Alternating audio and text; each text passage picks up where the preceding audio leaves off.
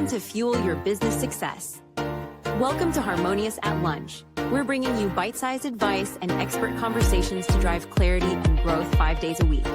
Make sure you join our Facebook group at humanop.com/lunch, where listeners like you and our guests hang out so we can find harmony in business together.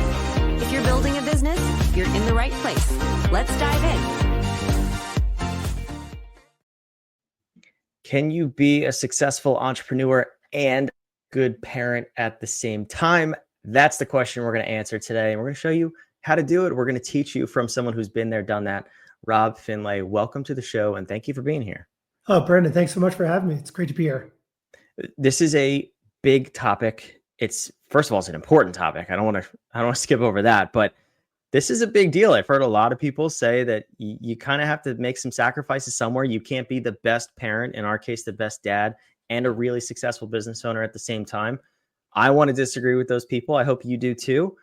But what's your sort of journey to get here? Because you've been in business a long time. You've also been a dad for a long time. Where did this start for you? Well, I think I think for me, I started my first business when I was, I think, 29 years old, right? And so I had young kids. My kids are now in what I call the adulting stage, right? So they're out of college, or one's still in college, but they're going through this stage. And I feel like, for the most part, I think trying to be a good parent and a good boss, good leader, a good entrepreneur is very difficult, right? Because you're feeling the challenges along the way. It's very hard. And so I think one of the biggest things I try to teach people now is that being with your kids isn't just about being there, but you have to be present, right? You have to be present. And so it's the quality of time that you spend with your kids, not necessarily how much time you spend with them. Absolutely. I mean, I've noticed that it's part of my journey as well. The first, I would say, 6 months to a year, where my oldest, after he was born, I was there physically, but I definitely wasn't there mentally. I was so stressed in what was going on in my business and balancing this. Oh no, now I have to provide for another small little human being. And it really overwhelmed me. And I've learned slowly, having 3 kids now, that they really don't care if you're there physically, because they'll keep asking the same question until you answer it the way they want to answer it, and they can really sense it. Did you ever struggle with that while your kids were growing? Absolutely. Oh, absolutely. I think a lot of us, a lot of successful business people come from the mindset that I have to provide for my family, right? And that's what I do. I start the business, I have to provide, and then you start to get the stress. Well, I got to provide for my employees and my shareholders and this and that and my clients, and it becomes overwhelming of how you prioritize what's important. And so I think for a lot of people, I think it's really good to step back and sort of prioritize. I think you talk about this too. Prioritize yourself first, right? If you're not good, if you're not in a good space, you're going to be a horrible boss, right? You're going to be a not a great business leader.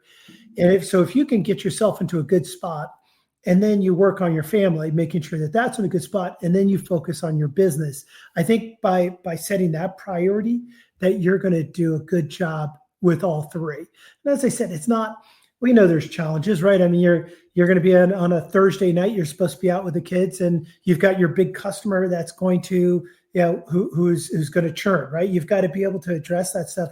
But I think it comes down to explaining to your family, and that comes down to open communication. And I think that's one of the biggest things. And I know in my past, I've sort of held everything in, right? I could weigh the stress of my business. You could watch me. People used to say, "Oh, we could tell your business, Rob, by your size," right? So, Fat Rob came out when I was really stressed, and then I could focus on myself. Then I could lose some weight and came back. And so you could watch these pictures of the stress of my life.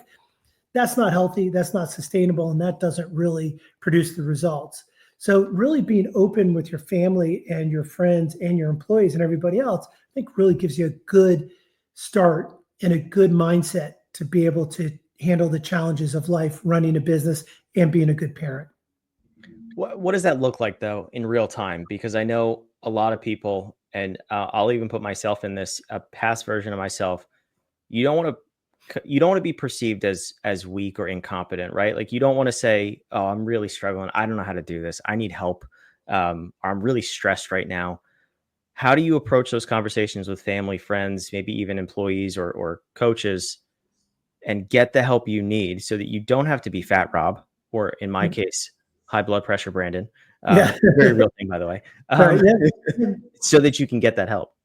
Yeah, I think, look, first of all, once again, it comes back to you, right? So take a look at yourself. I know itself be true. Where are you stressed? And I think a lot of entrepreneurs and a lot of business owners, I should say, right? It's not just entrepreneurs. I've been doing this for 25 years. So the entrepreneurial side is sort of gone. It's now running good sized businesses.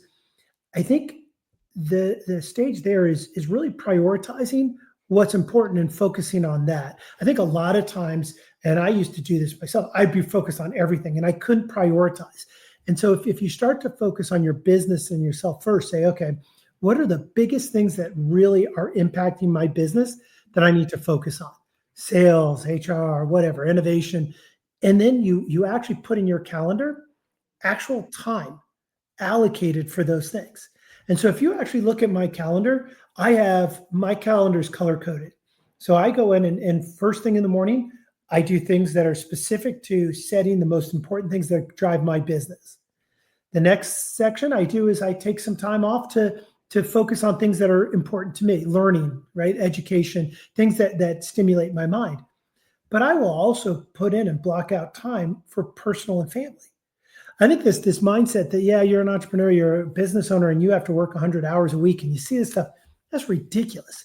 You're not good past 20, right? In a day, if you can get 2 or 3 good solid work hours out, like where you're really using your mind and driving change in the business, you're successful. All the rest of the time, you're just dealing with all the crap that people want to throw on you, and it makes you feel better because you feel like you're solving problems, but you're not. You're only solving problems if you can focus on the high value problems and address those. And when you can start to set your schedule to that mindset, and there's a lot of groups out there, there's a lot of organizations, a lot of coaches that will help people sort of help them prioritize and get to that really optimization of your time. But once you have that, then you realize, and once you let yourself say, hey, I'm subject to that schedule, but now I need free time for myself. You start to put it in as that becomes a much better allocation of time. And that's honestly, it's changed my life. It's probably one of the most powerful things I've done. I went from doing 80-hour, 100-hour weeks to maybe 40, right? I think about work a lot. I just never turn it off, but I'm not sitting at my desk. I'm not trying to solve everybody's problems. I'm trying to solve the major problems that impact my business. And the rest of the time, I'm doing stuff for my family and for myself. Yeah, when you can make that shift, it's huge. And my calendar is also color coded, and it does 2 things for me. It allows me to look at it at a glance and know where I'm spending my time and if I'm on track. If I see way too much blue for me is the items that could be deleted. It's not the highest priority for me. So if I see blue, I know I'm in a bad place. Versus if I see purple, if I see yellow, those are the revenue producing activities. I want to see more of those. The other thing it does though is, well, like you said, I mean, I used to be guilty of the 80-hour weeks too. And now I can say, oh, I really only need to do like 6 hours of productive work to fulfill a 40-hour week. Yes. And just organizing yourself in that manner helps you continue to move forward. So those little benchmarks, it's like the speedometer on your car, right? But let's shift this back to the parent side, the dad side, because as your kids are growing up, you're doing all this stuff, you're learning, you're investing in yourself, you're investing in your business, you're growing your business. What are some of the key principles and lessons that you've taught your kids over the years that are unique to your journey as a business owner? Well, I think a lot of it comes down to the same sort of fundamentals that make you as a good business leader, right? Understanding finances, networking, socialization, communication. Those are skills that I've taught my kids, and I absolutely encourage business leaders, take your kids to work. Take them not just to work, but like business meetings. My kids have all been in business meetings. They've seen business lunches. They've seen business dinners. And I think people get a really good perspective of that. Now, I'm not saying bring your 5-year-old to an important closing dinner, but as your kids get older, letting them have exposure into what you do. I think, I recently wrote a book called Hey Dad, Everything You Should Have Learned About Being an Adult, but Didn't. And it was really based upon that thing where I don't know if I focused so much on the business that I did not teach my kids the skills that they needed in order to be functioning adults. And I think that, and I've talked to a lot of people, not just writing this book, but before it. And I think we all had the same thing. It's like, yeah, my kids call me and they're asking me, hey, how to put air in their tires. Hey, they're asking me, how do I get an apartment? Hey, I have these tax forms, like I'm just about to get a job, but I have to fill out these forms. How do I fill them out? All of these things are things that, we deal with on a daily basis. Like we teach our employees right down to the T. Are we doing that same thing to our kids? And I think my recommendation for a lot of adults and a lot of parents who are business owners is to try to remember that your kids are also, you're building a team, right? Making sure that they're learning and they're actively engaged in what you're doing. And that sort of through osmosis will actually give them some perspective. I love that. I don't know if I fully agree though. I work from home and I live at work. I don't really want to bring my kids to work anymore. I don't know if I can handle that. Sometimes they just barge in the store. I'm like, okay, now's not the best time, maybe. Right. But you have to remember, I do agree overall. But look, here's the thing. I mean, I've said I've been doing this for 25 plus years. The lack of socialization in our young adults, their ability to communicate verbally, right? Being able to network, being able to go out, right? Like my kids, I think the biggest shock for them is they graduate college and they're thinking, hey, I'm just going to get a job. I'm just going to go on Indeed or LinkedIn and get a job. And you have to tell them like, hey, no, you actually have to network. You have to work. You have to go in. And these are foreign concepts to these kids. If it's not on their phone, right? You mean I actually have to call somebody? I have to set up and try to do a meeting. Those are hard skills to learn. And they're very uncomfortable when you're 24, 25, 23 years old. It's a lot easier when you're younger to feel comfortable talking to people and being in a situation where, you might be a little uncomfortable. I agree. And it's one of those things where you also have to look at, as a business owner, you hire people who are probably in that age range or close enough to it. Do you ever take this mindset to your employees and help them with the real life skills too? I mean, just for an example, I had a business a couple of years ago and the employees were relatively young, in the low to mid 20s on average. And I noticed all those same things. I didn't have kids at this point, but I was like, wow, nobody taught you how to put air in your tires or how to fill out this form to work here. Right. And I looked at it more of a mentorship role. And I do that, everything you're saying now with my kids, because it's important. But do you also take that mindset to your employees? Absolutely. So one of my first, all of our analysts have come in. I actually do a 3-part sort of business dinner or business meal session. So I start out with basically the first one, it's just them. Second one, they get to invite a date, and then the third one, I just put them in random business people, and so that they can go on their own. I think one of those things like that the simple act of entertaining or taking a business dinner or a business meal is foreign, and this came smack clear to me when we had a dinner and I had a business meeting. I'm discussing. I had an analyst with me. I said, "Why don't you order some apps, and so I can continue my business meeting?" He ended up ordering soup for himself. So that's the appetizer that comes to the table is soup. And so at that point, I realized like these kids just don't have those lessons, right? So you have to train them. These are things that, maybe you were fortunate enough. My dad took me to business meetings. I learned how to have a business meeting when I was younger. And I learned that you sit and you don't order soup, right? You don't order messy food. You eat something that's quick and easy and because it's all about the communication. Kids don't realize this, right? How to order wine, how to tip, all of that kind of stuff. It's just sort of out of their purview. So it's the same thing as when my daughter called and asked, "Hey, can I put the green gas in my Jeep?" And I'm like, "Hey, this is actually a true story. Middle of the night, and this is actually this is what was sort of the point where I started the book, where I was like, I have to write this book. I got a call from my daughter. It was like 1:00 in the morning. And I wake up and, every parent, this is their dread, right? A phone call in the middle of the night from one of your kids is the thing we dread the most. Pick up the phone. What's wrong? She's like, can I put green gas in my Jeep? Like, what are you talking about? She's like, yeah, we're on a road trip. The gas, there's no more gas. All I have is this green gas. Can I put the green gas in my Jeep? I'm like, foggy. I come out. I'm like, wait a second. Are you asking if you can put diesel in your gas Jeep? Like, no, you cannot. But that was the point where I was like, did I not teach her this? Have I not taught this? And once again, coming back to the guilt of being an entrepreneur, a business owner, right? You spend so much time on your business. Well, I can tell you, I have 3 girls and a son. I can tell you my girls, up until the time they left, never had to do anything with their car.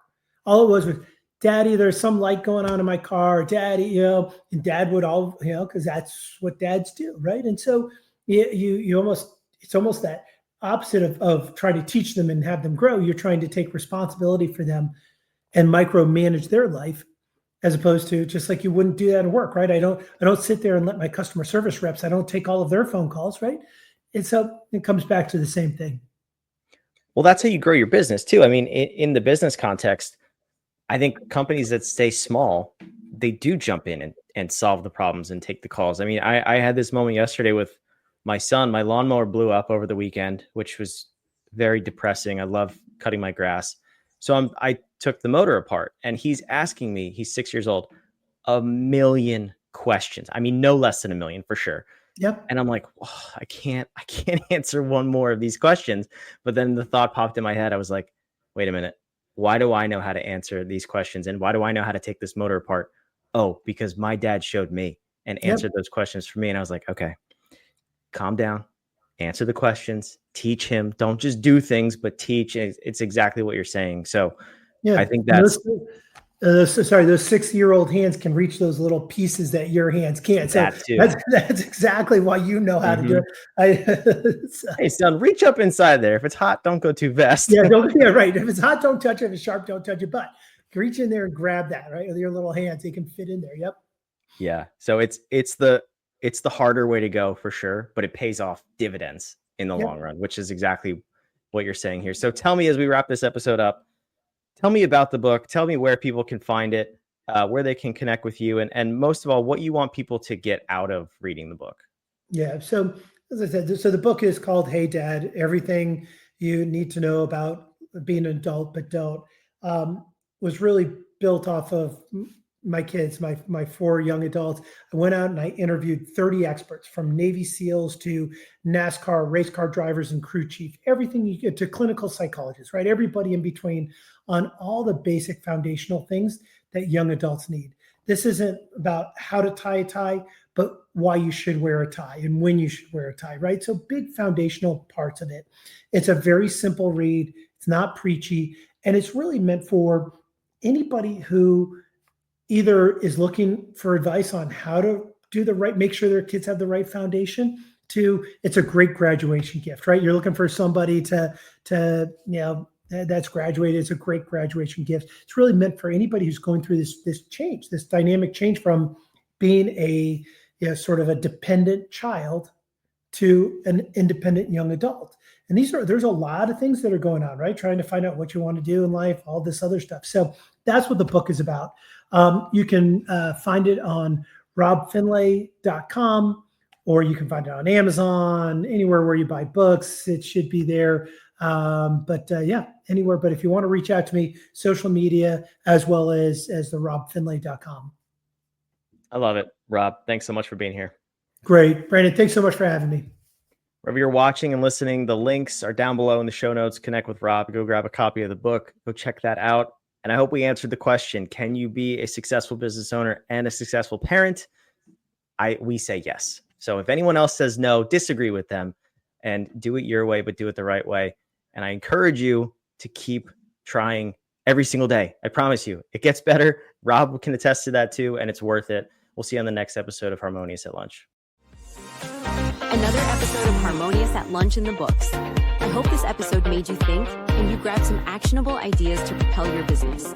Don't forget to like, Comment your takeaways and subscribe wherever you're listening so we can help more entrepreneurs just like you achieve harmony in their life and business. For cutting edge tools that bring clarity to your people and processes, check out humanoff.com to download our app today. See you next time.